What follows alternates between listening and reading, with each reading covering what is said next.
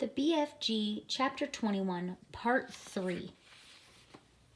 The BFG, with Sophie now sitting on the palm of his hand, stood nearby watching the operation. To give the soldiers their due, they were extremely courageous. There were 6 well-trained, efficient men working on each giant, and within 10 minutes, 8 out of 9 giants had been trussed up like chickens and were still snoring contentedly. The 9th, who happened to be the flesh lump eater, was causing trouble for the soldiers because he was lying with his right arm tucked underneath his enormous body. But it was impossible to tie his wrist and arm together without first getting that arm out from underneath him. Very, very cautiously, the 6 soldiers who were working on the flesh lump eater began to pull at the huge arm, trying to release it. The flesh lump eater opened his tiny piggy black eyes. "Which of you flesh lumpers is wiggling my arm?" he bellowed. "Is that you, you rotsome man-hugger?" Suddenly he saw the soldiers. In a flash he was sitting up. He looked around him. He saw more soldiers. With a roar he leapt to his feet. The soldiers, petrified with fear, froze where they were. They had no weapons with them. The head of the army put his jeep in reverse. "Human beings!" the flesh lump eater yelled. "What is all you flesh-bunkling, rotsome half-baked beans doing in our country?" He made a grab at the soldier and swept him in his hand. "I is having early suppers today," he shouted, holding the poor squirming soldiers at arm's length and roaring with laughter. Sophie, standing on the palm of the BFG's hand, was watching, horror-struck. "Do something," she cried. "Quick, before he eats him. Put that human being down," the BFG shouted. The flesh lump eater turned and stared at the BFG. "What is you doing here with all these grotty twiglets?" he bellowed. "You is making me very suspicious." The BFG made a rush at the flesh lump eater, but the colossal 50-foot-high giant simply knocked him over with a flick of his free arm. At the same time, Sophie fell off the BFG's palm onto the ground. Her mind was racing. She must do something. She must. She remembered the sapphire brooch the queen had pinned on her chest. Quickly, she undid it. "I is guzzling you nice and slow," the flesh lump eater was saying to the soldier in his hand. "Then I is guzzling 10 or 20 more of you midgy little maggots down there. You is not getting away from me because I is galloping 50 times faster than you." Sophie ran up behind the flesh lump eater. She was holding the brooch between her fingers. When she was right up close to the great naked hairy leg, she rammed the 3-inch pin of the as hard as she could into the flesh lump eater's right ankle. It went deep into the flesh and stayed there. The giant gave a roar of pain and jumped high into the air. He dropped the soldier and made a grab for his ankle. The BFG, knowing what a coward the flesh lump eater was, saw his chance. "You is bitten by a snake," he shouted. "I seed it biting you. It was frightsome, poison-worse viper. It was a dreaded dungeon-infidden viper." "Save our souls," bellowed the flesh lump eater. "Sound the crumpets. I is bitten by a spititious, wind-screamed viper." He flopped to the ground and sat there, howling his head off and clutching his ankle with both hands. His fingers felt the brooch. "The teeth of the deadly viper is still sticking into me," he yelled. "I is feeling the teeth sticking out of my anklet." The BFG saw his second chance. "We must be getting those viper's teeth out of you at once," he cried. "Otherwise you is dreaded than a duck soup. I is helping you." The BFG knelt down beside the flesh lump eater. "You must grab your anklets very tight with both hands," he ordered. "That will stop the poisonous juices from the venomous viper going into your leg and into your heart." The flesh lump eater grabbed his ankles with both hands. "Now close your eyes and grittle your teeth and look up at the heaven and say your prayers while I is taking the teeth out of the venomous viper," the BFG said. The terrified flesh lump eater did exactly as he was told. The BFG signaled for some rope. A soldier rushed it over to him with both the flesh lump eater's hands gripping his ankle.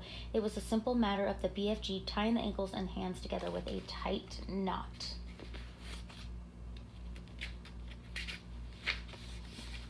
"I is pulling out the fearsome viper's teeth," the BFG said, and he pulled the knot tight. "Do it quickly," shouted the flesh lump eater, "before I is pizened to death." "There we is," said the BFG, standing up. "You can look now." When the flesh lump eater saw that he was trussed up like a turkey, he gave a yell so loud that the heavens trembled. He rolled and he wiggled and he fought and he friggled. He squirmed and he squiggled, but there was not a thing he could do. "Well done you," Sophie cried. "Well done you," said the BFG, smiling down at the little girl.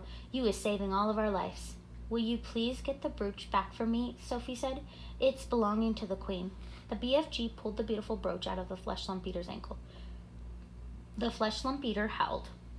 The BFG wiped the pin and handed it back to Sophie. Curiously, no one of the other 8 snoring giants had woken up during the schmozzle. When you was only sleeping 1 or 2 hours a day, you was sleeping extra double deep, the BFG explained. The heads of the Army and the Air Force drove forward once again in their jeeps. Her Majesty will be very pleased with me, the head of the Army said. I shall probably get a medal. What's the next move? Now is you all driving over the cave to load up my bottles of dreams, the BFG said. We can't waste time with the rubbish, the Army general said. It is in the Queen's order, Sophie said. She was now back on the BFG's hand. So the 9 jeeps drove across the BFG's cave and the great dream loading operation began. There were 50,000 jars in all to be loaded up, more than 5,000 to each jeep, and it took over an hour to finish the job. While the soldiers were loading the dreams, the BFG and Sophie disappeared over the mountains on a mysterious errand. When they came back, the BFG had a sack the size of a small house slung over his shoulder. What's that you've got in there? The head of the Army demanded to know. Curiously is killing the rat, the BFG said, and he turned away from the silly man. When he was sure that all his precious dreams had been safely loaded on the jeep, the BFG said, Now we is driving back to the belly poppers and picking up the frightsome giants.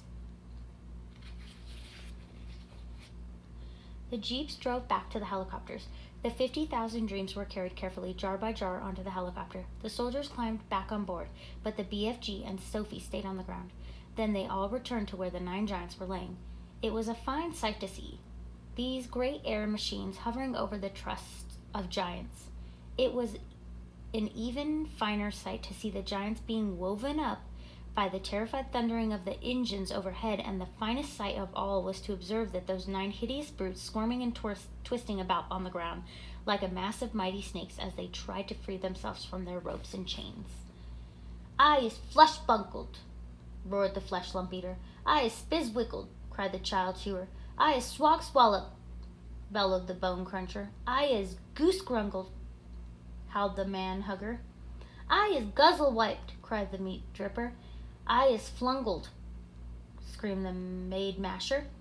I is slop groggled, squawked the grizz grumper. I is crod squinkled, yowled the blood bottler.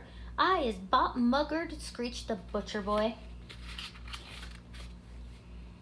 The 9 giants carrying helicopters,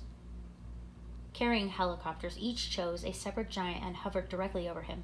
Very strong steel hawsers with hooks on the end of them were lowered from the front and the rear of the helicopter. The BFG quickly secured the hooks and the giant's chains, one hook near the leg and the other near the arms. Then very slowly the giants were winced up in the air, parallel to the ground. The giants roared and bellowed, but there was nothing they could do. The BFG, with Sophie once more resting comfortably in his ear, set off to gallop to England. The helicopters all backed around and followed him home.